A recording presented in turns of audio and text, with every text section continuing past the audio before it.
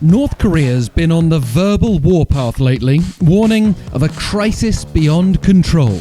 Pyongyang even released an unusual triple statement of disapproval last Sunday.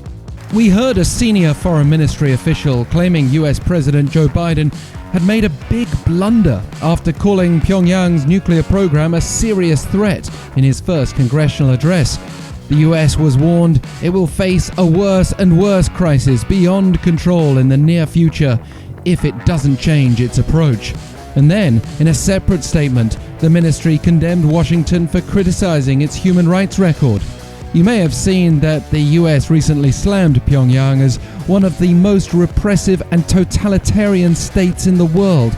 And the North saw this as a sign that America is girding itself up for an all-out showdown, having felt its supreme leadership was insulted. And the North didn't spare South Korea from its rhetoric either. The sister of North Korean leader Kim Jong-un criticized South Korea for failing to stop a defector group flying around 500,000 anti-Pyongyang leaflets, among other items, across the border last week.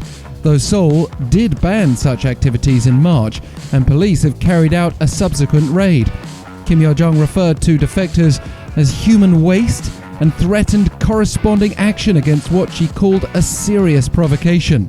That could mean going even further than when the North blew up an inter-Korean liaison office last summer. Interestingly, this week North Korea's used fear of COVID-19 infection to dissuade its people from touching the items carried by the balloons. But analysts also believe Pyongyang is trying to pile pressure on both the US and South Korea ahead of their presidential summit later this month. Yet the US and its allies haven't been put off. The G7 countries issued a joint statement from London on Wednesday urging the North to return to denuclearization talks and to engage in inter-Korean dialogue, and reiterating their commitment to UN Security Council resolutions. They also underscored concerns about human rights violations in the North. As an invited guest at the G7 meeting, South Korea was very much involved in discussions on the North, and this comes after the Biden administration last week said it had completed its policy review on North Korea, aiming to distance itself both from Donald Trump's top-down approach and Barack Obama's strategic patience.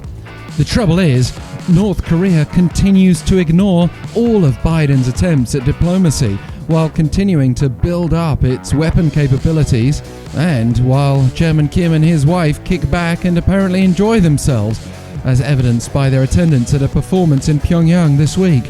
A further provocation may be expected before the Moon-Biden summit, and a test, therefore, of their patience, whether strategic or not.